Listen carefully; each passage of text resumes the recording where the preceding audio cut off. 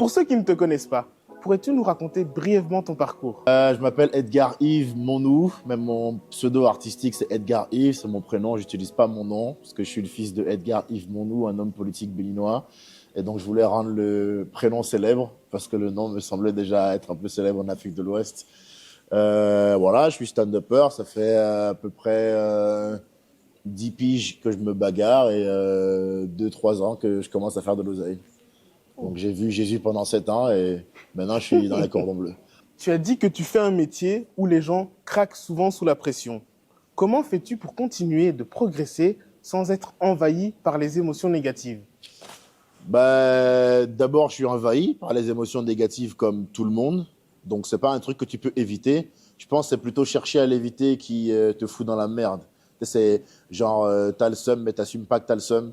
Donc, du coup, tu vas t'inventer une autre énergie. Au lieu de vivre ton énergie de seum et de construire avec ça pour créer quelque chose, le vrai talent, c'est de te servir de ton état du moment pour créer quelque chose. Donc, en général, accueillir une situation, même si elle est inconvenante, c'est le meilleur moyen de la surmonter. Je veux dire, combattre le truc, c'est le meilleur moyen de rester encore plus dans la mouise. Donc, en général, j'accepte. Quand je commets des erreurs, je me pardonne. Je rectifie, j'essaye de faire mieux la fois d'après, c'est tout. J'invente rien pour pas être trop confronté aux gens et pas être trop perturbé dans mon rythme. Je suis un garçon plutôt isolé. Je bosse dans mon coin, je fais mes trucs. Je sais que ce qui compte, c'est que le public aime mes productions et réserve des places pour venir me voir. C'est pas que je sois apprécié par un tel ou par un tel. Donc, je me focus beaucoup sur moi-même. Parce que on voit souvent des gens qui disent, ils prennent le stoïcisme et ils disent ouais, il faut supprimer les émotions négatives, mais au final, non, il ne faut pas les supprimer, il faut l'accueillir, l'émotion. Il faut être au clair avec ce que tu ressens, comprendre pourquoi tu ressens ça et faire des réglages. Je te fais un exemple. On vient, on te dit, ouais, il y a un mec qui te dit, ouais, dis donc, t'es un peu enrobé. Et tu dis, ah ouais, putain, le gars, il est grossophobe. Honnêtement, peut-être il a dit un truc qui est juste vrai. Tu vois ce que je veux dire? Normalement, tu devrais dire, moi, le mec dont je suis fan dans ce domaine-là, c'est le mec qui est un peu enveloppé, qui arrive sur la plage et qui est le premier à enlever le t-shirt. Et lui, et il court comme ça, au vent. Et tu vois tous les... Tu vois ce que je veux dire? Lui, je le respecte parce que lui, c'est assumé de A à Z. ouais, gros et fier. Ouais.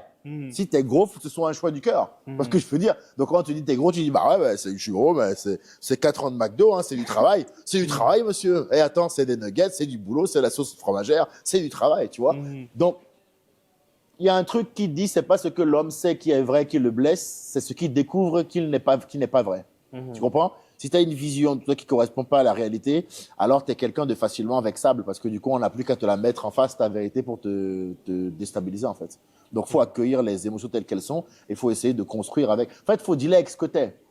Faut pas dealer avec autre chose. Faut pas être influencé par le regard d'autrui. Il faut essayer de se plaire à soi-même déjà, de se plaire physiquement, de se plaire mentalement, tu vois. Moi, tel que tu me vois là, j'ai beaucoup maigri, tu vois. Il y a quelques temps, j'étais beaucoup plus enrobé.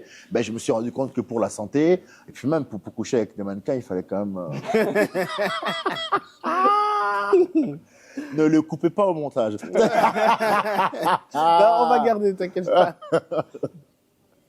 Tu as pour objectif de remplir le Stade de France, ce qui est ambitieux et inédit pour un stand-upper.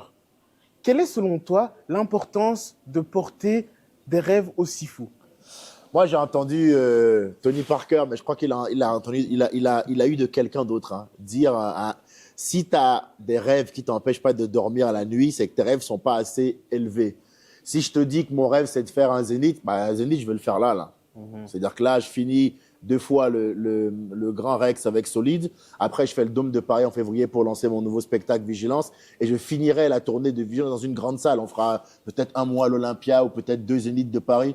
Donc, je vais déjà faire des zéniths en France avec mon nouveau spectacle. Donc, il me reste quoi, la jauge d'après? La jauge d'après, c'est quoi? C'est Bercy, 10, 12 000. Et encore après, c'est le Stade de France. Donc, en vrai, c'est faisable. C'est pas parce que c'est extrêmement éloigné que c'est irréalisable. Pas parce que ça fait peur et ça file la chair de poule quand on y pense que c'est infaisable. Moi, c'est mon délire, c'est ma mentalité. Je suis un peu à l'américaine là-dessus. J'ai un rêve qui est fou, qui est éloigné, à la fois très proche. Et j'assume ça. C'est pas aux gens de me dire ce à quoi je peux aspirer, ce que je peux espérer, ce que je peux vouloir dans la vie. Ça ne regarde que moi. Mais pourtant, on vit dans un monde où on dira, il se prend pour qui, lui, pour dire ça? Je t'emmerde. Voilà.